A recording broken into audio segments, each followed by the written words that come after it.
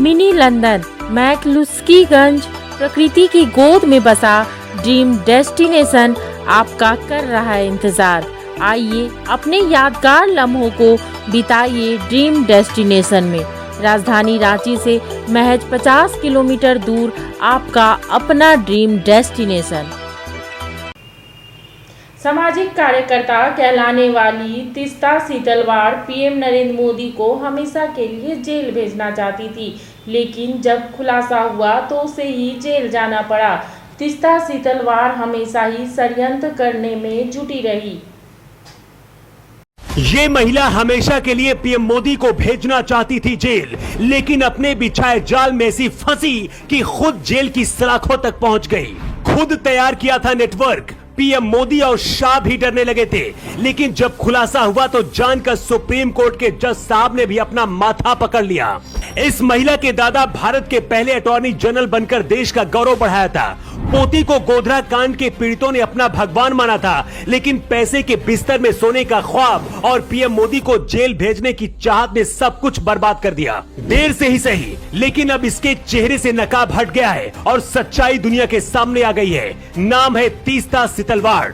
आज हम आपको वो सच भी बताएंगे जो पहली बार अमित शाह ने खुद तीस्ता और गुजरात दंगे को लेकर खुलासा किया है। मुंबई में रहने वाली तीस्ता सीतलवाड़ पहले पत्रकार बनी, नाम शोहरत कमाने के बाद वक्त के साथ सामाजिक कार्यकर्ता का चोला ओढ़ लिया।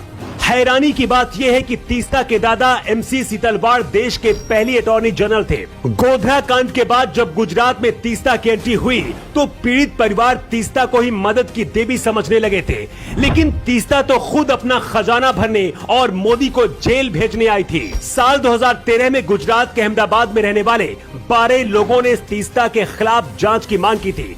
इन लोगों ने आरोप लगाया था कि दंगा पीड़ितों के लिए मिली करोड़ों की रकम का इस्तेमाल तीस्ता ने अपने एनजीओ को फायदा पहुंचाने में किया है। सुप्रीम कोर्ट ने 2002 के गुजरात में हुए गोधरा कांड मामले में तब गुजरात के मुख्यमंत्री रहे पीएम नरेंद्र मोदी को क्लीन चिट दे दी थी। इसके बाद भी तीस्ता सीतलवाड़ ने 2007 में नरेंद्र मोदी के खिलाफ गुजरात हाई कोर्ट में याचिका दायर की। इसके साथ ही मोदी पर एफआईआर दर्ज करने और सीबीआई जांच करने की भी मांग की थी। तीस्ता के साथ कुछ एनजीओ भी चल रहे थे, इसीलिए कोई सवाल भी नहीं उठा पा रहा था, लेकिन धीरे धीरे सब कुछ सामने आने लगा। ऐसे भी सबूत मिले हैं कि तीस्ता को विदेशों से भी फंडिंग हुई। खुद अमित शाह ने बताया है कि पीएम मोदी को फंसाने के लिए एनजीओ की मदद कांग्रेस सरकार में भी की गई थी।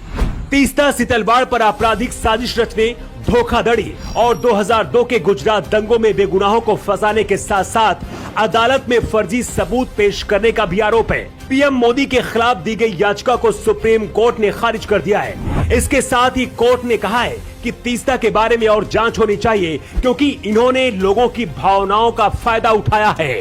गुजरात के एंटी टेररिस्ट स्क्वाड ने शनिवार को तीस्ता सीतलवाड़ को हिरासत में ले लिया है।